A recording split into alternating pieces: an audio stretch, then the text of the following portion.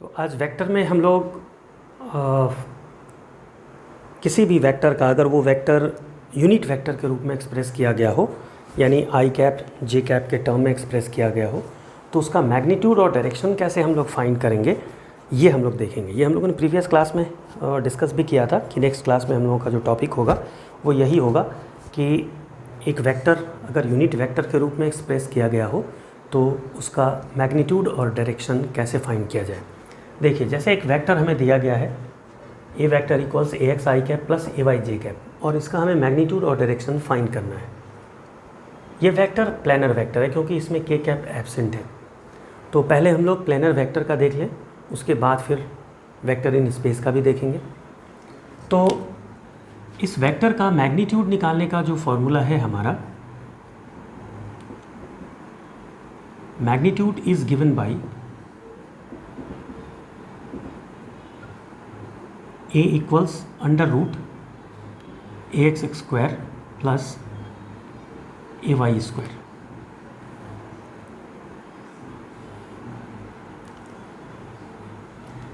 इस फॉर्मूला से हम लोग इसका मैग्नीट्यूड फाइंड करेंगे। And direction is given bye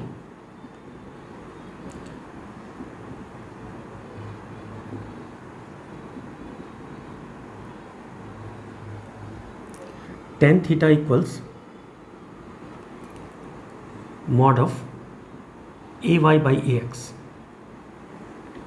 यहाँ ध्यान दीजिएगा, ये मॉड है, यानी ए वाई और ए एक्स अगर यहाँ पर निगेटिव साइन यूज़ भी किया गया हो तो हम लोग उसका सिर्फ पॉजिटिव साइन लेंगे।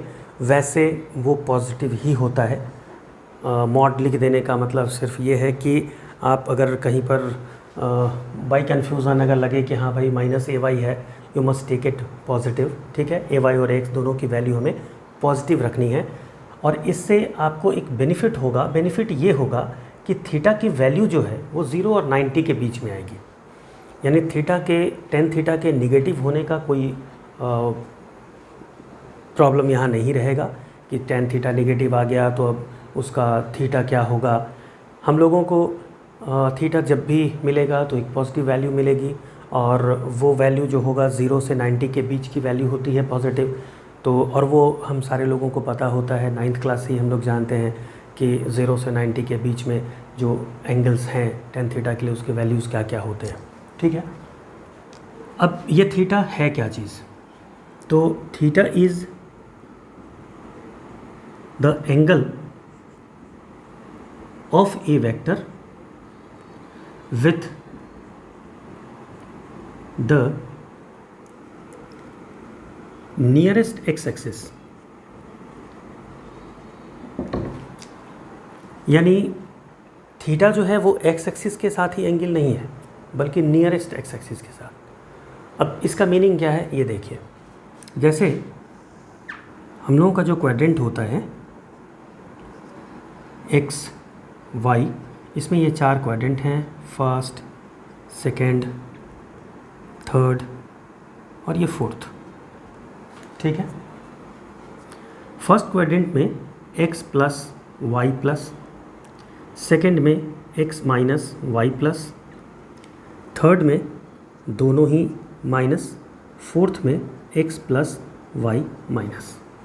ठीक है, यहाँ पर आप इसको समझिए ax और इसको ए वाई, यानी ए एक्स और ए वाई अगर दोनों पॉजिटिव हैं तो इसका मतलब हमारा वेक्टर फर्स्ट क्वाड्रेंट में लाई कर रहा है। अगर ए एक्स पॉजिटिव है और ए वाई निगेटिव है तो भी हमारा वेक्टर ए एक्स अगर पॉजिटिव है और ए वाई अगर निगेटिव है तो हमारा वेक्टर फोर्थ क्वाड्रेंट में लाई कर रहा है।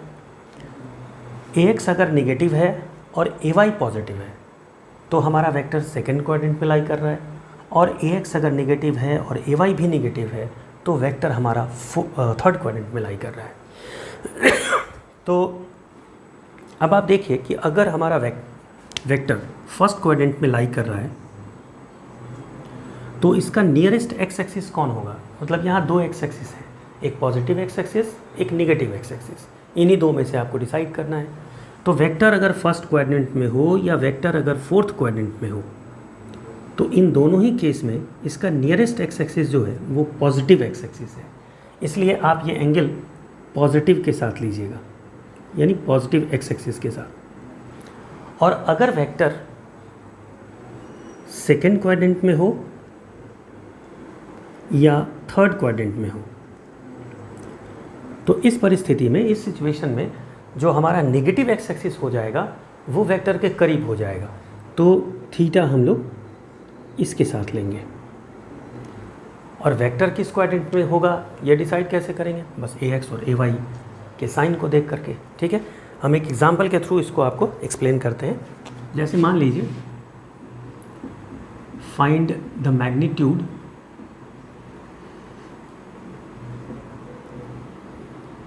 And direction of suppose P vector equals √3i cap -3j cap. ये ठीक है। फर्स्ट ऑफ ऑल इसका मैग्नीट्यूड हम लोग इस फॉर्मूला से निकालेंगे, p equals √px² plus py²। इसमें कहीं कोई प्रॉब्लम की बात नहीं है। px² दैट इज़ √3 का square that is 3 plus py3 का स्क्वायर दैट इज़ 9 √12 2√3। तो मैग्नीट्यूड हमें पी वेक्टर का मिल गया 2√3। अब डायरेक्शन निकालने के लिए तो tan theta equals py by px। What is py? 3 positive value. What is px? √3। तो ये हमारा कितना हो गया? √3। तो इससे हमें थीटा मिल गया 60। देखिए साइन को जब हमने इग्नोर किया तो हमें जो वैल्यू मिली वो एक्यूट एंगल यानी 0 से 90 के बीच में हमें वैल्यू मिली। अब हम लोग क्या करेंगे, देखेंगे कि ये वेक्टर किस क्वाड्रेंट में है। तो देखिए इसका px पॉजिटिव है और py निगेटिव है, यानी प्लस माइनस किस क्वाड्रेंट में हो गया? फोर्थ क्वाड्रेंट में।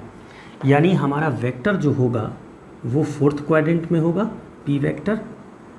इसका मैग्नीट्यूड हो गया 2√3 और ये एक्स एक्सिस के साथ नियरेस्ट एक्स एक्सिस कौन हुआ? ये। तो नियरेस्ट एक्स एक्सिस के साथ ये 60 डिग्री का एंगल बनाएगा। तो इसको लिख दीजिए 60 डिग्री। देखिए इस तरह से आपको वेक्टर का मैग्नीट्यूड भी मिल गया और उसका डायरेक्शन भी मिल गया, यानी वो वेक्टर कहाँ है ये आपको ग्राफिकली पता चल गया। यही चीज़ हमें करना था कि एक वेक्टर जब यूनिट वेक्टर के रूप में दिया गया हो तो हम ग्राफिकली उस वेक्टर को कैसे रिप्रेजेंट कर पाएंगे कि वो वेक्टर कहाँ प्रेजेंट है, किस क्वाड्रेंट में, कितने एंगल पर है, उसका डायरेक्शन क्या है, उसका मैग्नीट्यूड क्या है, ये सारा कुछ हमें यहाँ पर पता चल जाएगा। ठीक है, चलिए अब मान लीजिए कि हमारा एक वेक्टर है जो प्लेनर वेक्टर नहीं है।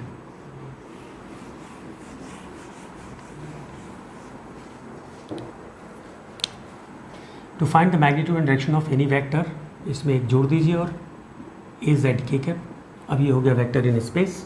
ठीक, मैग्नीट्यूड में कोई पंगा नहीं है, ax² plus ay² plus az²। Angle के लिए अब यहाँ पर जैसे प्लेनर वेक्टर में हम लोगों ने सिर्फ एक एंगल निकाला थीटा x के साथ।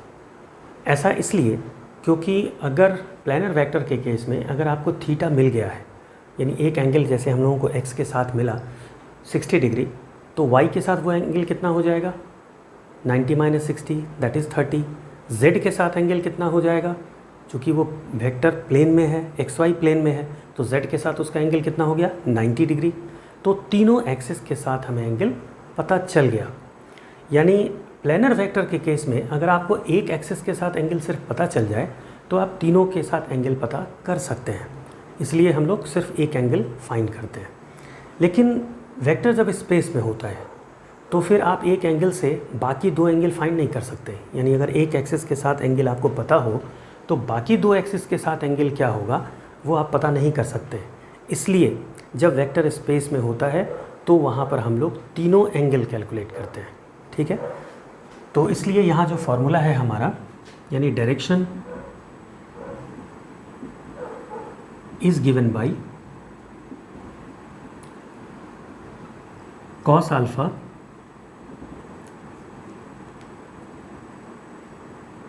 ए x by a cos beta a y by a और cos gamma a z by a. देखिए यहीं पर थोड़ा सा इस चीज़ को समझिए कि वहाँ हम लोगों ने मॉड किस लिए लगा दिया था। मतलब कहने का सेंस ये है कि यहाँ पर मॉड नहीं लगा हुआ है, इसका मतलब ए एक्स के सामने जो साइन है उसको भी आपको इंक्लूड करना है। यानी ए एक्स अगर ए एक्स के सामने अगर नेगेटिव साइन है, you have to put here that negative sign. A y के आगे अगर नेगेटिव साइन है तो वो भी आपको लेना पड़ेगा, अगर पॉजिटिव है तो फिर कोई प्रॉब्लम की बात नहीं है। यानी यहाँ पर ए एक्स ए वाई ए जेड अपने सामने के साइन के साथ यूज़ होंगे।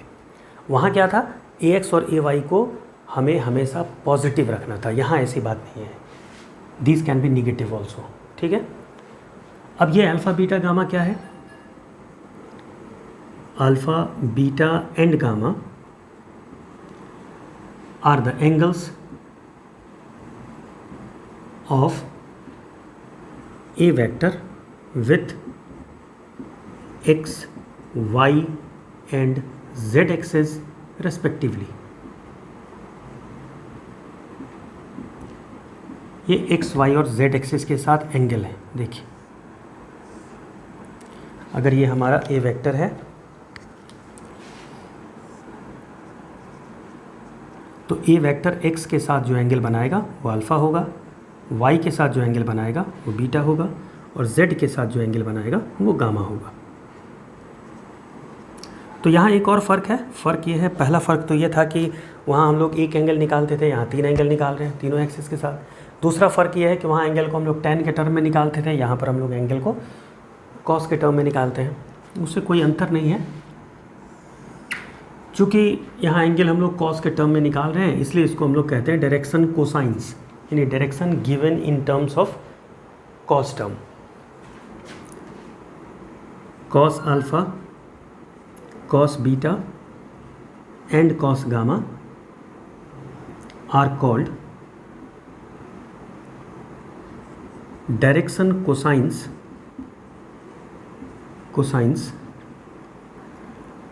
इसी को शॉर्ट में हम लोग कहते हैं DCs of a vector.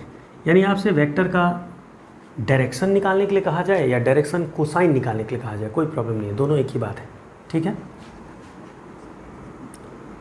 Cos alpha को हम लोग एल से भी रिप्रेजेंट करते हैं कहीं कहीं पर, कॉस बीटा को एम से और कॉस गामा को एन से, ठीक है। यानी डायरेक्शन कोसाइंस को हम लोग एल, एम और एन से भी रिप्रेजेंट कर सकते हैं। इन तीनों का जब स्क्वायर करके आप सम करेंगे l square plus m square plus n square, तो ये वैल्यू हमेशा 1 आएगी। इसको आप आराम से प्रूव कर सकते हैं, कोई दिक्कत नहीं है। प्रूव करने के लिए क्या करना होगा, देखिए थोड़ा सा हम आपको बता देते हैं। एल स्क्वायर मतलब हो गया cos square alpha, m square मतलब हो गया कॉस स्क्वायर बीटा और एन स्क्वायर हो गया कॉस स्क्वायर गामा। अब देखिए cos square alpha, cos alpha है ए एक्स बाई ए, तो इसका स्क्वायर कर दीजिए, a x square by a square. इसी तरह कॉस बीटा हो जाएगा a y square by a square, cos gamma हो जाएगा a z square by a square equals, ये कितना हो जाएगा,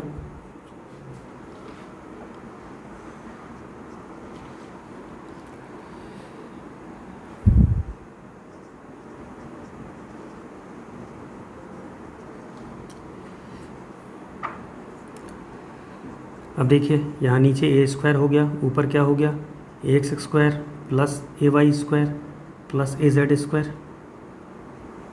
अब यहाँ देखिए ए x square plus a y square plus A z square, square root इधर चला जाएगा, क्या हो जाएगा ए स्क्वायर, तो इसके बदले ए स्क्वायर लिख दीजिए divided by a square, that is 1। तो डायरेक्शन कोसाइंस के स्क्वायर का जो सम होगा वो हमेशा 1 के बराबर होता है। अब इस पर भी एक प्रॉब्लम हम लोग कर लें ताकि क्लियर हो जाए। कुछ भी ले लीजिए, i cap -3 j cap plus 2k cap suppose, इसका हमें मैग्नीट्यूड और डायरेक्शन फाइंड करना है। तो मैग्नीट्यूड के लिए p x square plus p y square plus p z square, तो ये हमारा हो गया 1 + 9 + 4 दैट इज़ √14, यानी इस वेक्टर का मैग्नीट्यूड जो हो गया वो हो गया √14। और डायरेक्शन के लिए cos alpha px by p, px is 1, p है √14, cos beta py by p, py is -3 by √14, और cos gamma pz by p, pz is 2 by √14। यहाँ फिर गौर करिए कि यहाँ अल्फ़ा बीटा गामा की वैल्यू नहीं कैलकुलेट की जाती है, आप सिर्फ cos alpha cos beta cos gamma की वैल्यू दे देंगे, वो उतना ही सफिशिएंट है। क्योंकि आप देखिए कि cos alpha cos beta cos gamma में से किसी का भी वैल्यू जो है कोई स्टैंडर्ड वैल्यू नहीं आया है जिसको आप आराम से कैलकुलेट कर पाएँ। 0 डिग्री 30 डिग्री 45 60 ऐसा कुछ भी नहीं आया है। इसीलिए यहाँ पर हम लोग क्या करते हैं, एंगल कैलकुलेट नहीं करते हैं, सिर्फ cos अल्फ़ा की वैल्यू cos बीटा की वैल्यू cos गामा की वैल्यू इतना कैलकुलेट करके हम लोग छोड़ देते हैं। ठीक है, तो ये हमारा हो गया मैग्नीट्यूड और डायरेक्शन फाइंड करना यूनिट वेक्टर के टर्म में अगर कोई वेक्टर एक्सप्रेस किया गया हो तो, यानी अगर कोई भी वेक्टर आपको ग्राफिकली नहीं दिया गया है, अगर उसे यूनिट वेक्टर के रूप में एक्सप्रेस किया गया है और आपको रिक्वायरमेंट ये है कि आपको जानना है कि वो वेक्टर की वैल्यू कितनी है, वो वेक्टर का डायरेक्शन क्या है, किस डायरेक्शन में वो एक्ट कर रहा है, तो आप इस प्रोसेस की मदद से उस वेक्टर का मैग्नीट्यूड भी फाइंड कर सकते हैं और डायरेक्शन भी फाइंड कर सकते हैं। ठीक है।